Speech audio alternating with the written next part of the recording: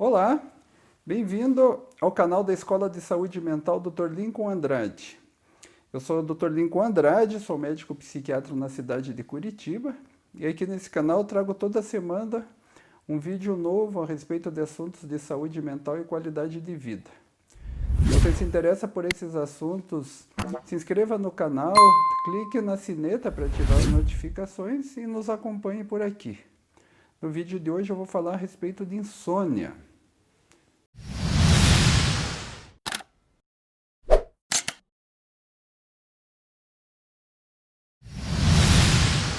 No vídeo de hoje eu vou falar para vocês então a respeito de insônia, né?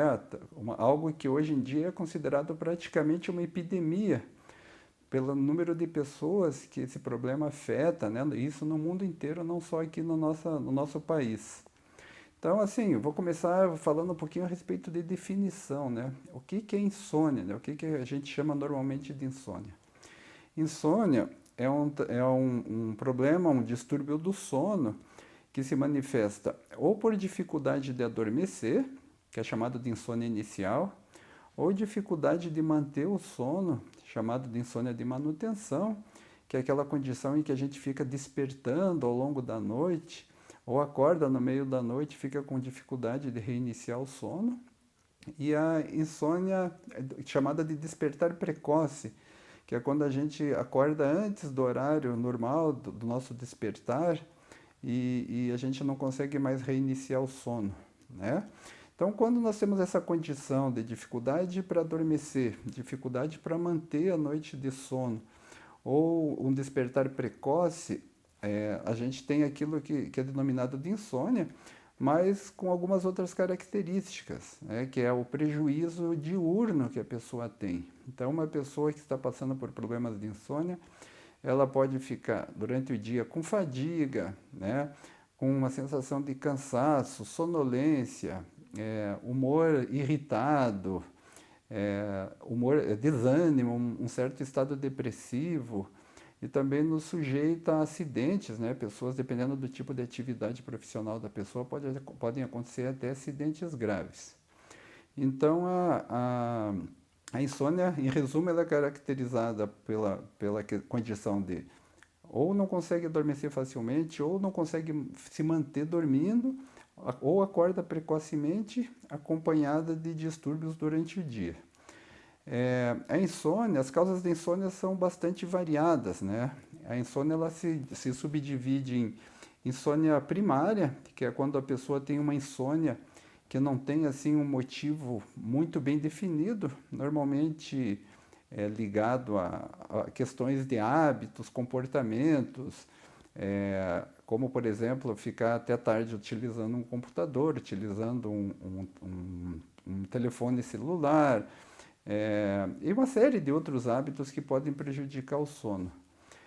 Ela pode ser também causada pode ser uma condição secundária a certos distúrbios do sono, né? Eu acho que muita gente já ouviu falar em apneia do sono, em síndrome de pernas inquietas, que são transtornos que podem ser... A apneia do sono, por exemplo, é um quadro respiratório que causa um distúrbio do sono, né? A síndrome das pernas inquietas é um quadro de base neurológica que atrapalha bastante o período de sono, causando insônia. Mas a causa mais comum da insônia são os transtornos psiquiátricos, depressão, ansiedade, todos os outros quadros psiquiátricos que compõem em torno de 40% dos distúrbios do sono. E também tem outras causas, né, como causas médicas, por exemplo, uma pessoa que tem asma, uma pessoa que sofre de insuficiência cardíaca e durante a noite fica com alguma dificuldade respiratória quando está deitado. E uma série de outros problemas de saúde podem causar insônia e também o uso de certos medicamentos, né? Então, alguns medicamentos utilizados, inclusive para tratar quadros clínicos como hipertensão, como diabetes, e para tratar quadros psiquiátricos também podem contribuir com a insônia. Também uso de drogas, abuso de álcool, uso de drogas, evidentemente, são fatores desencadeantes de insônia. Na nossa condição atual, né, com esse mundo tão tecnológico em que nós vivemos, A insônia está se tornando um problema muito grave porque as pessoas não estão mais sabendo dar valor ao sono, né? Boa noite de sono ela é tão importante como você se alimentar bem, como se hidratar bem, como manter uma atividade física. Mas hoje em dia, com tantos estímulos da tecnologia, seja através de computador, tablet, smartphone, televisão, então são muitos os estímulos que fazem com que as pessoas acabem adquirindo hábitos complicados, prejudiciais de sono. Uma outra causa comum da insônia são as preocupações, né? Então, quando a gente fala em transtornos psiquiátricos, que a gente fala de um modo genérico, assim, depressão, ansiedade, na verdade a gente está falando também de pessoas assim muito preocupadas que vão deitar e ficam remoendo as questões que viveram durante o dia, ficam ruminando, repassando, ficam preocupadas com o dia seguinte, né? E quanto mais preocupada com o dia seguinte a pessoa fica, pior ela fica, porque ela não consegue adormecer, ela mantém, assim, quando ela se preocupa, ela mantém uma espécie de hiperativação, né? Uma hipervigilância e uma hiperativação, porque ela está estimulando a mente. Com esse estímulo da mente, ela fica no estado de ativação do sistema nervoso e isso antagoniza o relaxamento necessário para o sono. Então a pessoa rumina, se preocupa e não consegue adormecer, e daí depois de um tempo ela começa a olhar para o relógio, começa a se preocupar com o dia seguinte, como é que vai ser meu dia, né? Agora já a pessoa, vamos supor, costuma deitar às 10h30, 11 horas da noite, quando ela percebe já é 1 hora da madrugada, ela não conseguiu dormir, ela já começa a se preocupar porque ela vai ter que acordar cedo, porque vai ter que sair cedo para trabalhar, vai ter que trabalhar o dia todo. Como é que ela vai conseguir passar esse dia, né? Como vai ser esse dia? E quanto mais ela se preocupa, pior fica, né? Então a pessoa acaba se condicionando, depois de um tempo que ela está com problemas de sono, ela começa a se condicionar e a cama começa a ser um lugar aversivo, né? Porque a pessoa quando ela pensa em ir para a cama, ela já começa a ficar ansiosa, já começa a ficar preocupada. Então as preocupações no mundo moderno, né? As preocupações sempre existiram, mas no mundo moderno elas são tantas, associadas a tantos estímulos que atrapalham o sono, tantos hábitos prejudiciais ao sono e, como por exemplo, mais alguns problemas, né? Comer antes de dormir, tomar café muito tarde, fazer atividade física muito tarde. Então são todas condições que estimulam o organismo e dificultam o sono. Daria para fazer uma lista enorme aqui de situações que prejudicam o sono, mas a verdade é que hoje em dia nós temos aí as estatísticas mostram até 40% da população com problema de insônia em algum momento. E essa insônia, ela pode começar como uma insônia sem uma causa aparente, mas ela pode também ser uma consequência de doenças, como eu falei, transtornos psiquiátricos, doenças médicas, como diabetes, hipertensão e tantas outras, doenças neurológicas. Mas elas podem depois ganhar um caráter independente, ou seja, trata-se a causa principal do problema, trata-se a hipertensão, trata-se a diabetes, trata-se a depressão ou a ansiedade, mas a insônia muitas vezes persiste, acaba funcionando como se fosse, digamos assim, uma doença, entre aspas, isolada, independente, que acaba tendo muitas vezes que ser tratada também. Então, muitas vezes ela começa como consequência de algum problema, mas acaba se tornando um problema por si mesma, independente. Então, como é que se faz o tratamento da insônia? Então, o padrão ouro, o que vem em primeiro lugar no tratamento da insônia, é cuidar com os hábitos que prejudicam o sono. Então, a chamada higiene do sono, muita gente já ouviu falar disso, é uma coisa bem básica, assim, bem evidente, né? Você ter um horário para dormir, um horário adequado, evitar ficar dormindo cada dia num horário muito diferente de um dia para o outro, horários muito diferentes. Você estar com o quarto escuro, ter uma temperatura do quarto que não seja nem muito fria nem muito quente, não fazer refeições logo antes de dormir, sempre que possível, evitar a ingestão de bebidas alcoólicas antes de dormir, cafeína, chocolate, é, você também procurar ir para a cama e para dormir, na hora que você vai para a cama, não é para ficar lendo, não é assistindo televisão, não ficar usando algum equipamento eletrônico, um smartphone, porque tudo isso atrapalha o sono, né? Os smartphones estimulam muito a nossa mente permanecer em atividade, então elas são bem prejudiciais. Então, na higiene do sono, para o quarto só deve entrar aquilo que te ajuda, e não aquilo que te atrapalha com o sono, né? Então, obviamente que o nível de ruído, se possível, o mais baixo possível, às vezes é bem difícil nas grandes cidades.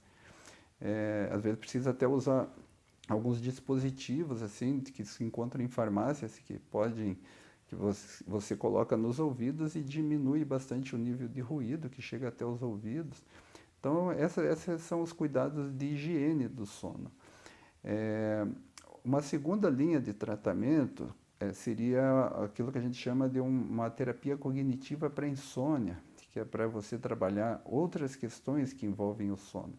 Por exemplo, depois que uma pessoa está já condicionada a dormir mal, ela vai para a cama, ela já começa a se preocupar. E quando ela começa a se preocupar, ela fica na cama e rola para lá e rola para cá. Quando o certo seria, quando você não consegue dormir, você levantar da cama e fazer alguma atividade que possa facilitar o relaxamento, para que o sono venha naturalmente. Se você, na hora que você sente o sono, você deixar tudo que você está fazendo e ir imediatamente para a cama, para facilitar que você possa adormecer. Então, aqui são só alguns exemplos assim que se trabalha o comportamento, né? Por isso, terapia cognitivo-comportamental trabalha bastante isso. E a terapia cognitiva também trabalha principalmente as preocupações, né? Essa tendência de ruminar.